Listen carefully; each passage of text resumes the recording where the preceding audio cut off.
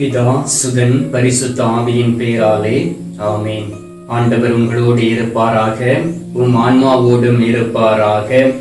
நீதிமொழிகள் புத்தகத்தில் இருந்து வாசகம். அதிகாரம் 22, இறை வார்த்தை 22 மற்றும் 23. ஒருவர் ஏழையாய் இருக்கிறார் என்று அவரை வஞ்சிக்காதே, ஒருவர் ஆதரவின்றி இருக்கிறார் என்று அவரை நீதிமன்றத்தில் சிறுமைப்படுத்தாதே. ஏனெனில் ஆண்டவர் அவர்களுக்காக வாதாடுவார். அவர்களது உயிரை வாங்க பார்க்கிறவர்களின் உயிரை அவர் பறித்துக் கொள்வார். ஆண்டவரின் அருள்வாக்கு. இறைவா உமக்கு நன்றி. கிறிஸ்துவுக்குள் பிரியமான என் அன்பு சகோதர சகோதரிகளே, ஆண்டவராகிய கடவுள் இந்த அதிகாலையில் உங்களுக்கு இந்த ஆசீர்வாதமான வார்த்தையை கொடுத்திருக்கின்றார். ஆண்டவர் ஏழைகளுக்காக வாதாடுவாராம். பாருங்கள், ஒருவேளை நீங்கள் உங்களுடைய வாழ்க்கையில் சிறுமைப்பட்டு இருக்கலாம்.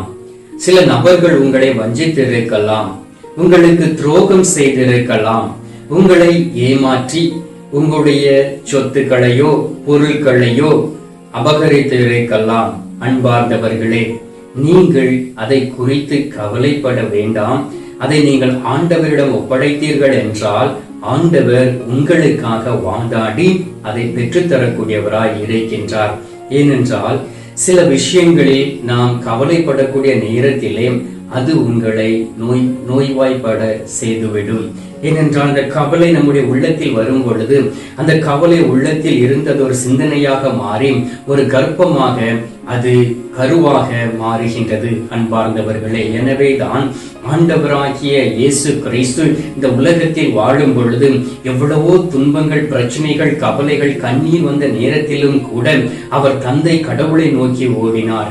சோதனை வந்த நேரத்திலும் கூட தன் தந்தையை தேடி சென்றார்.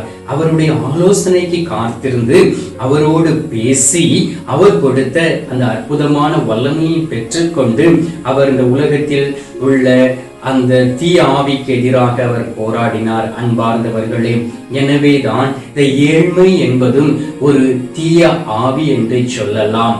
இந்த ஒரு மனிதனை செல்வந்தர் ஆக்குவதும் ஒரு தீய ஆவி என்று நம்மால் சொல்ல முடியும். ஏனென்றால் ஆசீர்வாதங்களில் பலதரப்பட்ட ஆசீர்வாதங்கள் இருக்கின்றன.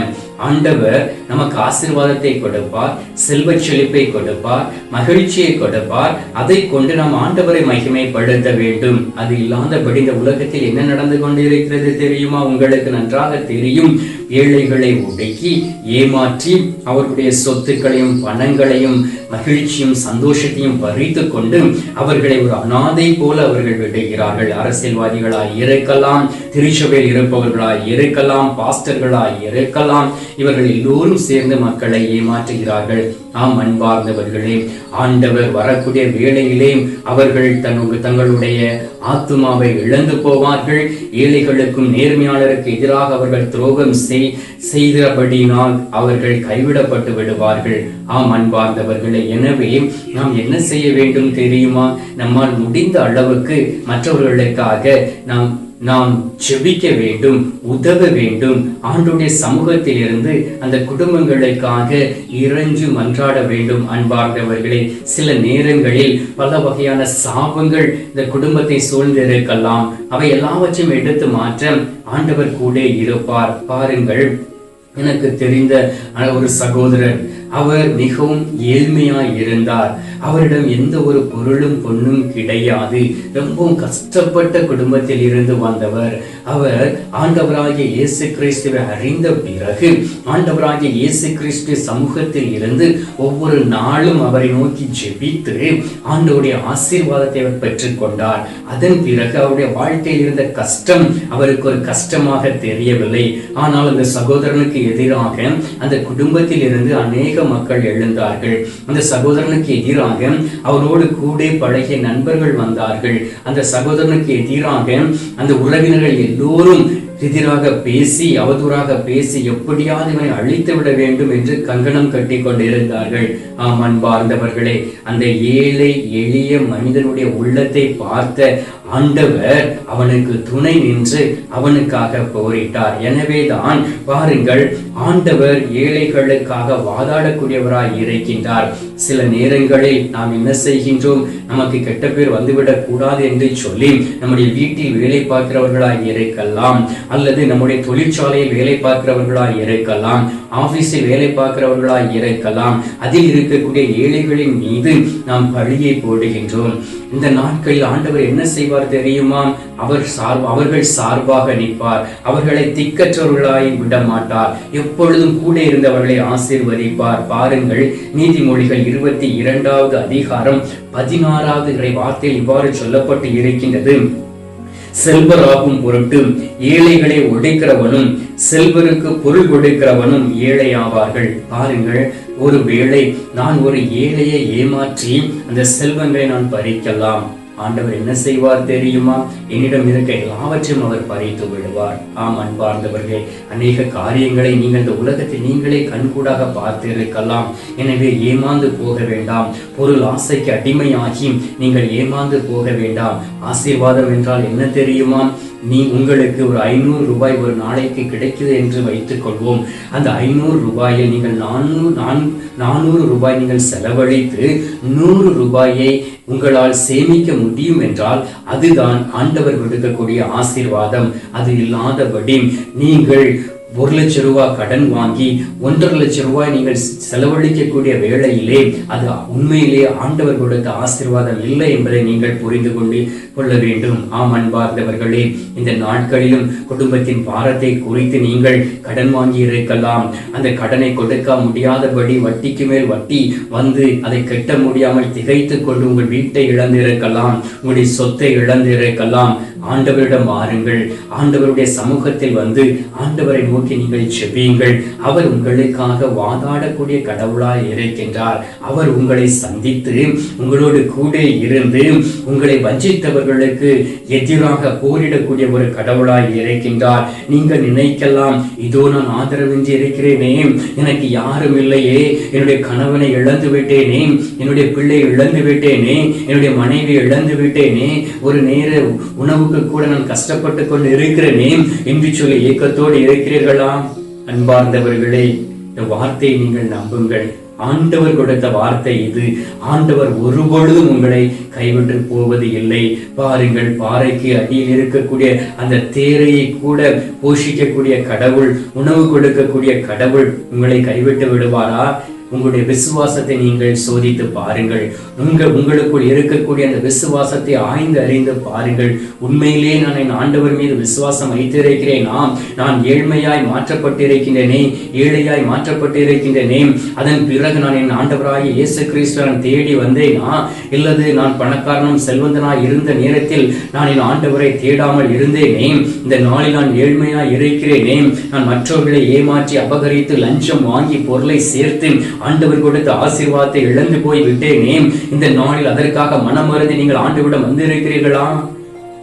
நீங்கள் உங்களை ஆய்ந்து அறிந்து சோதித்து பாருங்கள் அன்பார்ந்தவர்களே. இந்த நாளில் ஆண்டவர் உங்களை சந்திக்கின்றார். ஏனென்றால் ஆண்டவர் உங்களுக்குள்ளும் இருக்கின்றார், பணக்காரருக்குள்ளும் இருக்கின்றார், ஏழைக்குள்ளும் இருக்கின்றார். அவர் இந்த உலகத்தில் வாழக்கூடிய எல்லா மனிதர்களுக்குள்ளும் இருக்கின்றார். எனவே ஆண்டவரை நாம் ஏமாற்ற முடியாது. எனவே ஆண்டவருடைய வார்த்தை சொல்லுகின்றது. நீதிமொழிகள் 22வது அதிகாரம் 2வது வார்த்தை, செல்வருக்கும் வறியவருக்கும் பொதுவான ஒன்று உண்டு, ஏனெனில் அனைவரையும் உண்டாக்கியவர் ஆண்டவரே. பாருங்கள், ஒரு அற்புதமான வார்த்தை. செல்வர்களாய் இருக்கலாம், வறியவர்களாய் இருக்கலாம், ஏழைகளாய் இருக்கலாம், மிடில் கிளாஸில் இருப்பவர்களாய் இருக்கலாம், எல்லோருக்கும் ஒற்றுமை ஒன்றே ஒன்று இருக்கின்றதாம். அது என்ன தெரியுமா? ஆண்டவர் தான் அவர்களை படைத்தவர். எனவே ஆண்டவரிடம் வந்து நாம் அன்றாடுவோம், ஆண்டவரிடம் நாம் கேட்போம், இயேசுவே நீர் வாருமப்பா, என்னோடு கடந்து வாரும் சுவாமி, நீர் மட்டும் எனக்கு போதும் ஆண்டவரே என்று சொல்லி கேளுங்கள். அன்பார்ந்தவர்களே, ஆண்டவர் ஒருபொழுதும் உங்களை கைவிட மாட்டார். ஆண்டவர் உங்களை விட்டு உலகி போகவே மாட்டார். எனவே தான் ஏழை எளியவர்களுக்கு மனம் இறங்கி கடன் கொடுக்கிறவர்கள் உதவி செய்கிறவர்களுடைய பெயர் விண்ணகத்தில் எழுதப்பட்டு இருக்கின்றது. எனவே முடிந்த அளவுக்கு மற்றவர்களுக்கு நாம் உதவி செய்வோம். பணத்தை நாம் சாப்பிட முடியாது. பணத்துக்கு மேல் பணம் சேர்த்து, சொத்துக்களை சேர்த்து அதை நாம் உணவாக உண்ண முடியாது. ஒரு நோய் வந்தால் போதும், எல்லாம் நம்மை விட்டு போய்விடும். எனவே ஆண்டவர் கொடுத்த ஆசீர்வாதம் எனக்கு போதும் என்று சொல்லி, ஆண்டவர் கொடுத்த அந்த வல்லமையும் பலனும் எனக்கு போதும், இந்த நோய் இல்லாத வாழ்க்கை போதும், ஆண்டவர் கொடுத்திருக்கக்கூடிய இந்த சிறிய பணத்தை வைத்து நான் சந்தோஷமா என் குடும்பத்தோடு வாழ்வேன் என்று சொல்லி ஆண்டவர் மீது நம்பிக்கை வைத்து அவரிடம் செபித்து ஒவ்வொரு நாளும் என்ன செய்ய வேண்டும் என்று ஆலோசனை கேட்டு நீங்கள் நடந்தீர்கள் என்றால் அதுதான் மிகப்பெரிய சொத்து உங்களுடைய வாழ்க்கையில். எனவே இந்த நேரத்தில் அந்த மிகப்பெரிய சொத்தையும் ஆசீர்வாதத்தையும் பெற்றுக்கொள்ள நற்கருணை நாதரிடம் மன்றாடுவோமா? நாம் இந்த நேரத்தில் மன்றாடுவோம். என்னோடு இணைந்து நீங்களும் செபியுங்கள். எங்கள் பரலோக தந்தையே, இயேசு கிறிஸ்துவே, தூயனல் ஆவியே, தந்தையே, இந்த அதிகாலை பொழுதிற்காக உம்மை நோக்கி நன்றி சொல்லி உம்மை துதிக்கிறோம். ஆண்டவரே, நீ என்னை மகிமைப்படுத்த நான் உன்னை மகிமைப்படுத்துவேன் என்று நீர் வாக்கு கொடுத்தீரே. ஆண்டவரே, அநேக முறை உம்மை மகிமைப்படுத்தாதபடி ஆண்டவரே உமது ஆசீர்வாதத்தை பெற்றுக்கொண்ட நாங்கள் அந்த தொழு நோயாளர்கள் 10 பேர் சுகம் அடைந்தார்களே, அதில் ஒருவர் மட்டும் வந்து உமக்கு நன்றி செலுத்தியது போல் நாங்கள் அது கூட நன்றி செலுத்தாதபடி ஆண்டவரே, இந்த 9 தொழுநோயாளர்கள் போல் எங்கள் வாழ்க்கையில் இருந்த நாட்கள் போதும் சுவாமி. ஆண்டவரே, ஒவ்வொரு நாளும் உம்மை துதித்து உம்மை ஆராதித்து உம்மை போற்றி புகழ்ந்து நீர் கொடுத்த ஆசீர்வாதத்திற்காக உமக்கு சாட்சியாய் இருக்கக்கூடிய பலத்தை தரும்படியாக உம்மை நோக்கி நாங்கள் ஜெபிக்கிறோம் சுவாமி. ஆண்டவரே, இதோ உமது திரு சமூகத்தில் இருந்து கண்ணீரோடு ஜெபிக்கக்கூடிய பிள்ளைகளை உமது கரத்தில் தருகின்றேன். ஆண்டவரே, இவர்களுக்கு யார் தகப்பனை இருக்கிறார்கள்? இவர்களை படைத்தது நீர் அல்லவா? ஆண்டவரே, இவர்கள் வேறு யாரிடம் தகப்பனை போக முடியும்? இவர்களுடைய கண்ணீரின் கதைகளை வேறு யாரிடம் தகப்பனை சொல்ல முடியும்? இவர்கள் ஏழை எளியவர்களாய் இருக்கிறார்களே. ஆண்டவரே, இவர்கள் சிறுமைப்படுத்தப்பட்டு இருக்கிறார்களே, நிந்தைக்கு அவமானத்திற்கு முற்பட்டவர்களாய் இருக்கிறார்களே. தன்னுடைய முதலாளி நன்றாக இருக்க வேண்டும் என்று சொல்லி ஆண்டவரே குற்ற பழிகளை சுமந்து கொண்டு ஆண்டவரே ஜெயிலில் இருக்கிறார்களே, அவர்களை எல்லாம் நீர் சந்திக்கும்படியாக ஜெபிக்கிறேன். ஆண்டவரே, தகப்பனே, இந்த நாளிலும் கூட செல்வந்தர்களை ஒப்புக் கொடுத்து ஜெபிக்கின்றேன். ஆண்டவரே, அநேக கடின உள்ளம் கொண்ட செல்வந்தர்கள் உண்டு தகப்பனே. மற்றவர்களுக்கு இறங்காதபடி, கடன் கொடுக்காதபடி, மற்றவர்கள் மீது கரிசனை கொள்ளாதபடி, தான் உண்டு, தான் பிள்ளைகள் உண்டு, தன்னுடைய குடும்பம் உண்டு என்று சொல்லி சொத்துக்களையும் பணங்களையும் மக்களிடம் கைந்து அபகரித்து லஞ்சம் வாங்கிய அரசியல்வாதிகளும் அதிகாரிகளும் தன்னுடைய வீட்டை நிரப்பிக் கொண்டு இருப்பதை நீர் பார்த்திருக்கின்றேன். ஆண்டவரே, அவர்களுக்கு மனமாற்றத்தை கொடுப்பீராக. ஆண்டவரே, சக்கேயுவினுடைய வாழ்க்கையில் ஒரு மனமாற்றத்தை கொடுத்து எல்லாவற்றையும் திருப்பி கொடுக்க நீர் கூட இருந்து உதவி செய்தது போல் இவர்களுக்கும் செல்வந்தர்களுக்கும் உதவி செய்வீராக. அரசியல்வாதிகளுக்கு உதவி செய்வீராக.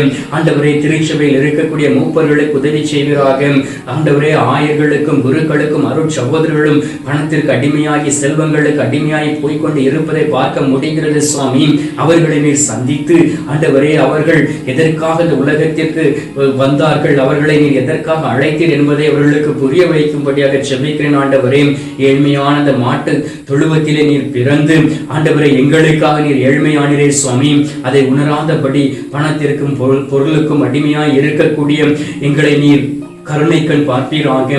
உலகபூர்வமான காரியங்களுக்குள் அடிமையாய் இருக்கக்கூடிய எங்களை நீர் சந்திப்பீராக. ஆண்டவரே, இந்த கல்வாரியில் நீர் எங்களுடைய பாவங்களையும் குற்றங்களையும் நீர் சுமந்த வேளையில் ஆண்டவரே, ஒரு துணி கூட இல்லாதபடி ஆண்டவரே உம்மை அடித்து அந்த வாரியினால் கட்டி எழுத்து சென்றார்களே சுவாமி. இது நாங்கள் செய்த பாவமே, எங்களுடைய பாவமே சுவாமி. இந்த நாளிலும் கூட தகப்பனே, எங்களுடைய பாவங்கள் குற்றங்கள் பலவீனங்களை மன்னித்து ஆண்டவரே, ஏழ்மையாய் இருக்கக்கூடிய எங்களை கண்ணோக்கி எங்களுடைய அன்றாட தேவைகளை மட்டுமே கொடுத்தால் போதும் சுவாமி. ஆண்டவரே, மற்றவர்களை சிறுமைப்படுத்தக்கூடிய அடிமையாய் நினைக்கக்கூடிய மக்களை ஒப்புக் கொடுத்து ஜெபிக்கின்றேன். வீடுகளில் வேலை பார்க்கக்கூடியவர்கள், ஆண்டவரே, தொழிற்சாலைகளில் வேலை பார்க்கக்கூடிய கூலிகள், ரயில்வே ஸ்டேஷன் பஸ் ஸ்டாண்டில் வேலை பார்க்கக்கூடிய கூலிகளை ஒப்புக் கொடுத்து ஜெபிக்கிறேன். ஆண்டவரே, அவர்களை ஆசீர்வதியும். அவர்கள் தன்னுடைய முதலாளிகளுக்கு அடிமையாய் போய்விடாதபடி அவருடைய உள்ளத்தில் தைரியத்தை கொடுத்து உம்மைக்கு சாட்சியுள்ளாய பிள்ளைகளாய் இருக்கக்கூடிய பலத்தை கொடுக்க கொடுக்கும்படியாக ஜெபிக்கிறேன். ஆண்டவரே, தகப்பனே, நீர்தானே அவர்களை படைத்து இருக்கின்றீர், நீர்தானே அவர்களை ஆசீர்வதித்துக் கொண்டு இருக்கின்றீர். ஆண்டவரே, அவர்களை நொடியில் விழுந்து விடாதபடி இந்த ஏழைகளை பாதுகாத்துக் கொள்ளும்படியாக ஜெபிக்கின்றேன். செல்வர்களை ஆசீர்வதியும், அவர்களுக்கு மனமாற்றத்தை கொடுத்திருப்பதற்காக நன்றி சொல்லி உம்மை துதிக்கின்றேன். ஏழைகளை பாதுகாத்துக் கொண்டிருப்பதற்காக உமக்கு ஸ்தோத்திரம், ஸ்தோத்திரம், ஸ்தோத்திரம். மீட்பெரும் இரட்சகருமான இயேசுவின் திருக்கரத்தில் ஒப்புக் கொடுத்து எங்கள் பாதுகாவலரால் புனித சூசேப்பர் வழியாக ஜெபிக்கின்றோம் எங்கள் நல்ல தந்தையே, ஆமென். அன்பார்ந்தவர்களே, உடைய உள்ளத்தில் குழப்பம் இருக்கின்றதா? நான் ஏழையாய் இருக்கிறேன் என்று சொல்லி நீங்கள் கவலைப்பட வேண்டாம். ஆண்டவர் செல்வந்தர், அவர் நமக்காக ஏழையானார். எனவே அந்த செல்வந்தர் தரக்கூடிய அந்த அற்புதமான ஆசீர்வாதத்தை இந்த மகாராஜா வழியாக பெற்றுக்கொள்வோம். எல்லாம் அல்ல இறைவன் பிதா, சுதன், பரிசுத்த ஆவியை ஆசீர்வதித்து உங்களுடைய ஏழ்மை நிலையை மாற்றி நிந்தை அவமானத்தில் இருந்து விடுதலை கொடுத்து உங்களோடு கூடியிருந்து வழி நடத்துவாராக. ஆமென்.